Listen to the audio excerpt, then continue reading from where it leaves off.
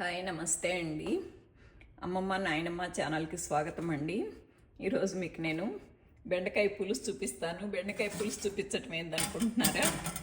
నాకు ఇంట్లో పండిన బెండకాయలు అండి, అందుకని నాకు అది బాగా ఘనంగా ఉండి చూపించాలనుకున్నాను. ఇదిగో అండి బెండకాయ పులుసు. బాగుందండి. బెండకాయ పులుసు అన్నీ తుస్కారంగా అట్లా ఏం లేదు. దోసకాయ వేసి టమాటాలు వేసి పులుసు చాలా బాగుందండి.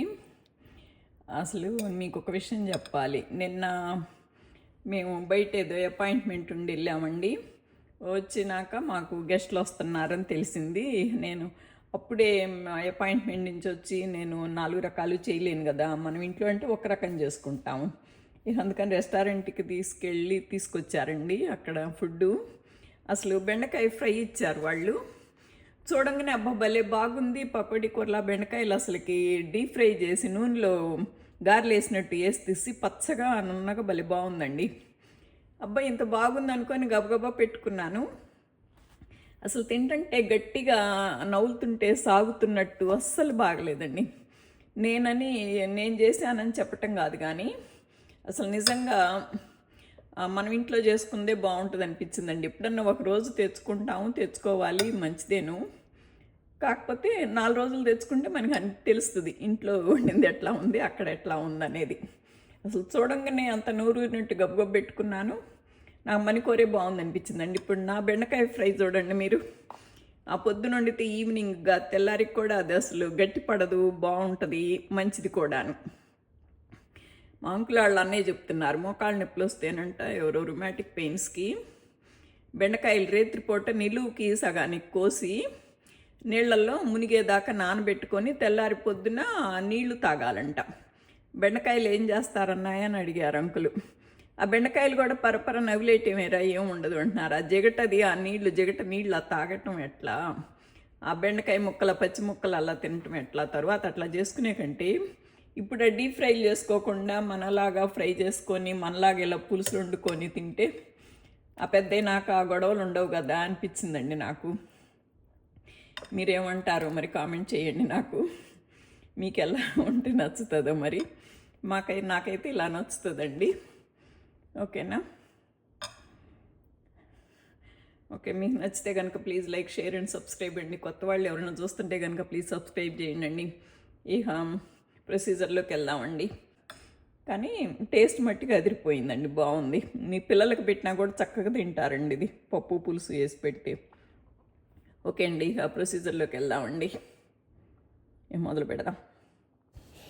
ఈరోజు బెండకాయ పులుసులోకి ఒక ఉల్లిపాయ, 2 టమాటాలు, కసిన బెండకాయలన్నీ పండినియనండి. రోజు 2-4 పండుతుంటే ఫ్రైకి సరిపోవనుకొని నేను పులుసు మొదలుపెట్టాను.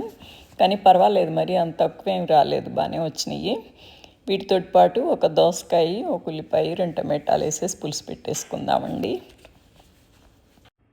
ఇదిగోనండి, ఇప్పుడు బెండకాయ పులుసులోకి ఉల్లిపాయ, పచ్చిమిరపకాయ, టమాటో, దోసకాయ కూడా తీసుకున్నా కదా, దోసకాయ కోసి రెడీగా పెట్టుకున్నానండి.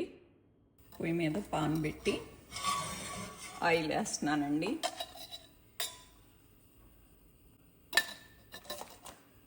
ఒక ఎండుమిరపకాయ తిరగమాతలోకి, కొంచెం ఆవాలు, ఒక నలుసు జీలకర్ర, అదిగోండి ఆవాలు, జీలకర్ర చిట్చిట్ అన్నాక కరివేపాకు. ఇందులో నేను మినపప్పు, శనగపప్పు, మెంతులు ఏం వేయలేదండి. బెండకాయ కూర అంటేనే చాలా మంచిది. బెండకాయ దోసకాయ కాంబినేషన్ ఇది. ఉరికినే అరిగిపోయిద్ది, ఏమీ చెయ్యదు, అంత ఆ స్మెల్ గిల్లు ఏమీ లేకుండా మంచిగా బాగుంటుంది. అందుకని ఇందులో ఏం వేసే పని లేదండి. ఇప్పుడు ఫస్ట్ ఉల్లిపాయలు వేసుకుందామండి.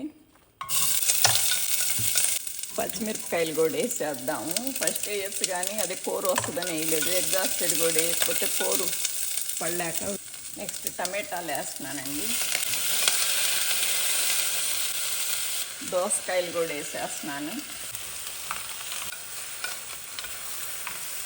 బెండకాయ ముక్కలు కూడా వేసేస్తున్నానండి. ఇప్పుడు ఇది ఎగరేసుకుందామండి, పైది కిందది పైకిను.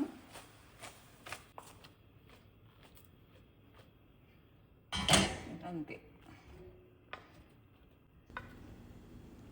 ఇప్పుడు ఇది చూడండి కలర్ఫుల్గా ఎంత బాగుందో, పిల్లలకు కూడా బాగా ఇష్టపడతారండి. ఇప్పుడు అన్నీ వేసుకుందామండి. ఇదిగోండి, పసుపు, కారము, ఉప్పు వేసేద్దామండి. ఇక వీటిని మిక్స్ చేసేసుకుంటే, కొంచెం చింతపండు పేస్ట్ కూడా వేస్తున్నానండి, అంతా ఒక 1/2 స్పూను అంతే. ఇప్పుడు ఒక నలుసు ఉడుకుబట్టి కొద్దిగా అడుక్కెళ్ళిందండి కూర. ఇప్పుడు కొంచెం నీళ్లు పోసుకుందాం. మనం చింతపండు నానబెట్టి పులుసు పిండుకుంటే కొద్ది నీరు వస్తుంది, మనం పేస్ట్ వేసాం కదా, తెలుస్తుందా? అదిగోండి, పేస్ట్ వేసాం కనుక అస్సలు నీరు లేదు. కొంచెం నీళ్ళు పోసుకుందాం, ఒక 1/2 గ్లాసు. ఇప్పుడు మూత పెట్టేసి అన్నీ వేసేసామండి. ఉప్పు, కారం, చింతపండు, పసుపు, ముక్కలు అన్నీ వేసేసాము. ఇప్పుడు మూత పెట్టుకుందాము కుక్కర్. ఇప్పుడు ఇది జస్ట్ కోత శాంతం వచ్చే పని లేదండి, జస్ట్ వస్తూ ఉండగలని ఆపేస్తే ఉడికిపోయినట్టే. అదిగోనండి, కోత వస్తూ ఉండగలని ఆపేసాను. ఇక వెయిట్ తీసి చూద్దామండి కూర ఎట్టుందో, ఉడికిందో లేదో, చిమిడిపోయిందా, ఉడికిందా. ఇదిగోనండి, చక్కగా ఉడికి చక్కగా ఉందండి కూర, గుత్త కూరలాగా బాగుంది. ఇదిగోనండి, ఇది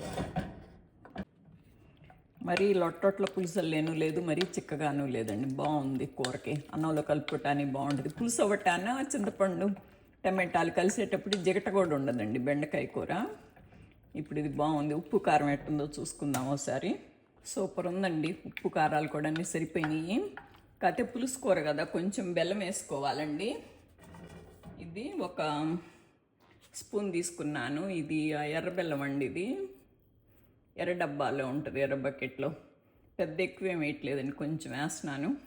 ఇదే బెండకాయ వేస్తే బెండకాయ పులుసు అండి, సొరకాయ వేసి ఇట్లాగే పులుసు పెడితే సొరకాయ పులుసు, గుమ్మడికాయ వేసి పెడితే గుమ్మడికాయ పులుసు, అదే గుమ్మడికాయ దప్పడమని, అన్ని రకాల ముక్కలు వేస్తే దప్పడమని, ఒట్టి గుమ్మడికాయ వేస్తే గుమ్మడికాయ దప్పడమని అంటారు. ఇదేనండి, ఇదే వెనక పప్పును కొంచెం పులుసు నిండా ముక్కలు మునిగేదాకా పులుసు పెడతారండి.